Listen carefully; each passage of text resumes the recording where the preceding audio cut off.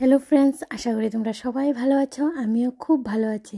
আর তোমাদের সবাইকে জানাই গুড মর্নিং। আজকে তোমাদের সাথে একটা চকলেট কেকের ডিজাইন শেয়ার করবো। আর আমি শুরু থেকে শুরু করেছি আমি কিভাবে পুরোটা চকলেট কেকের ডিজাইন বানিয়েছি। ভিডিওটাকে স্কিপ না করে দেখতে থাকো, তাহলে অবশ্যই বুঝতে পারবে আর সেম টু সেম তোমরাও বানিয়ে নিতে পারবে। আজকের কেকটা বানাতে যতটাই সিম্পল, দেখতে তার থেকে অনেক বেশি গর্জিয়াস আর খুব বিউটিফুল। দেখো, আমি কেকের মধ্যে লেয়ার বাই লেয়ার ক্রিমটাকে ভালো করে সেট করে নিচ্ছি। তার জন্য আমি প্রথমে একটা কেকের লেয়ার দিয়ে দিলাম, তারপর আমি ভালো করে সোক করে নিলাম, তারপরে ক্রিমটা দিয়ে দিলাম, আরেকটা কেকের লেয়ার দিয়ে দিচ্ছি। এভাবে আমি প্রত্যেকটা লেয়ার সেট করে নেব আর ভালো করে ক্রিম দিয়ে কোট করে নেব। কেকের মধ্যে ক্রিম দিয়ে কোট করাটা অনেকটাই দরকার, তা না হলে তুমি যখন ফিনিশিংটা দেবে কেকের ক্রাম্বসগুলো ক্রিমের সাথে চলে আসবে আর ফিনিশিংটা দিতেও যতটা অসুবিধা হবে, দেখতেও একদম ভালো লাগবে না। তো প্রত্যেকটা কেক যখন লেয়ার বাই লেয়ার ক্রিমটাকে সেট করবে, তখন ভালো করে ক্রাম কোটিং করে নেবে। তারপর রেস্টিংয়ের জন্য ফ্রিজে রেখে দিতে হবে।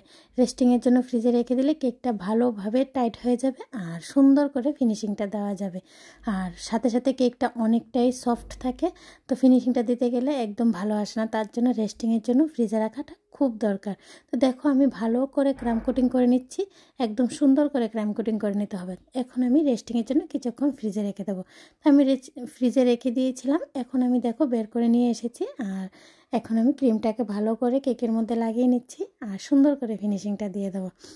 তো আমার কেক বানানো যদি তোমাদের থেকে ভালো লাগে, আমার কেকের ভিডিওগুলো দেখে যদি তোমরা একটু হলেও উপকৃত হও আর কিছু একটা শিখতে পারো, তাহলে অবশ্যই যারা এখনও আমার চ্যানেলটাকে সাবস্ক্রাইব করোনি, চ্যানেলটাকে সাবস্ক্রাইব করে দেবে, পাশে থাকা বেল আইকনে ক্লিক করে দেবে। তাহলে যখনই আমি নতুন নতুন কেকের ভিডিওগুলো আপলোড করব, সর্বপ্রথম নোটিফিকেশান তোমাদের কাছে চলে আসবে। তো এখন দেখো, ভালো করে আমি ক্রিমটাকে লাগিয়ে সুন্দর করে ফিনিশিংটা দিয়ে দেবো। আর সুন্দর করে ফিনিশিংটা দেওয়া খুবই দরকার, তা না হলে কেকের ডিজাইনটা দেখতে একদম ভালো লাগে না। ফিনিশিংটা যদি ভালো আসে, তাহলে কেকের ডিজাইনটাও দেখতে খুব ভালো লাগে। একদম সিম্পল কেকও দেখতে অনেকটাই সুন্দর লাগে। তার জন্য ফিনিশিংটা খুব ভালো করে দিয়ে দিতে হবে। আর তোমরা কে কোথা থেকে আমার কেকের ভিডিওটা ওয়াচ করছো, অবশ্যই কমেন্টে জানিয়ে দেবে। এই কেকের ভিডিওটা দেখার পরও যদি তোমাদের কোনো রকমের অসুবিধা থাকে, তাহলে অবশ্যই কমেন্টে জানাতে পারো। আমি তোমাদের সুবিধা মতো ভিডিও অবশ্যই নিয়ে চলে আসব। আশা করি আজকের কেকের ভিডিওটা দেখে তোমাদের আজকের ডিজাইনটা বানাতে কোনোই অসুবিধা হবে না, কারণ আজকের কেকের ভিডিওটা একদম পাই টু পাই সবটা আমি তোমাদের সাথে শেয়ার করেছি। তাহলে ডিজাইনটাও তোমরাও সেম টু সেমভাবে বানিয়ে নিতে পারবে। তো আমার ফিনিশিংটা দেওয়া প্রায় কমপ্লিট হয়ে যাচ্ছে। ভালো করে ফিনিশিংটা দিয়ে দেব, তারপর আমি ডিজাইনটা শুরু করে দেব। আর ডিজাইনটা করার জন্য আমি সাইডে ব্রাশ ইউজ করব, গ্রিন কালার ইউজ করব। আজকের কেকটা আমি আমার ঘরের জন্যই বানিয়েছিলাম। আমার ঘরে আমার হাজব্যান্ডের বার্থডে ছিল, তার জন্য আমি কেকটা বানিয়েছিলাম।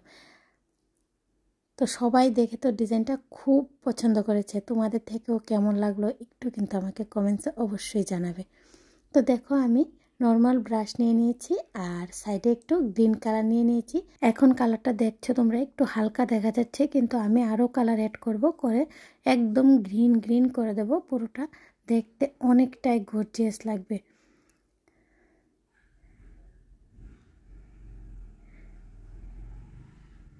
তো আরও আমি গ্রিন কালার নিয়ে নেব, দেখো। আর প্রত্যেকটা জায়গায় আমি এভাবে গ্রিন করে দেব, সুন্দর করে প্রত্যেকটা কালার আমি করে দেব, যাতে দেখতে কেকটা বানানোর পর ডিজাইনটা অনেকটাই ভালো লাগবে আশা করি সবার থেকে। তো বারবার আমি ব্রাশটাকে পরিষ্কার করে নিচ্ছি আর কালারটা অ্যাড করে দিচ্ছি, কারণ পরিষ্কার না করলে কালারটা ভালো করে অ্যাড করা যাবে না, কারণ ব্রাশের সাথে ক্রিমটা একটু একটু লেগে যায়। তারপর ডিজাইনটা এত একটা ভালো আসবে না যদি পরিষ্কার না করা হয়। তো ভালো করে পরিষ্কার করে নিতে হবে, তারপর কালারটা আবার নিতে হবে, আবার ডিজাইনটা দেওয়ার চেষ্টা করতে হবে।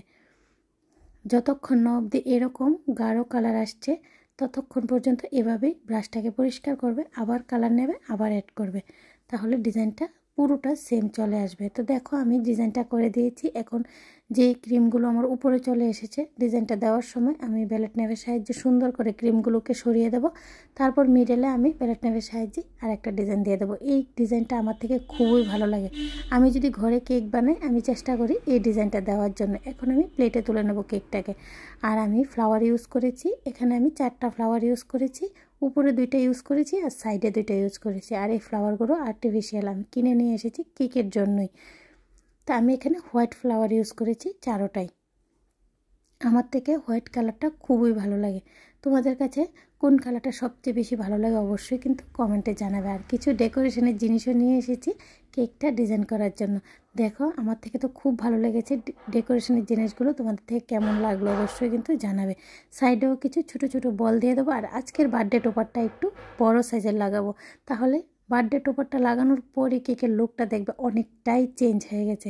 বললাম তো অনেকটাই চেঞ্জ হয়ে যাবে। আর আমি আজকে কোনো রকমের বর্ডার ইউজ করব না। আজকে সাইডে আমি একদম ছোট ছোট সিলভার কালারের কিছু সুগার বল ইউজ করে দেব, কারণ বর্ডার ছাড়াও কেকটা অনেকটাই ভালো লাগছে।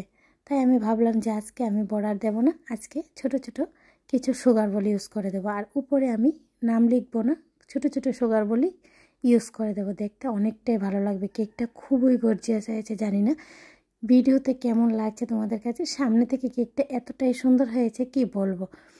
তো আমার কেকের ডিজাইন কিন্তু একদম কমপ্লিট হয়ে গেছে। তো আজকের মতো এই পর্যন্তই ফ্রেন্ডস। নেক্সট টাইম নতুন আরেকটা কেকের ভিডিও নিয়ে তোমাদের সবার সাথে আবার দেখা হবে। সবাই খুব ভালো থেকো, খুব সুস্থ থেকো আর খুব খুব আনন্দ থেকো। আর আমার কেকের ভিডিওটা পুরোটা ওয়াচ করার জন্য তোমাদের জানাই ধন্যবাদ। রাধে রাধে ফ্রেন্ডস।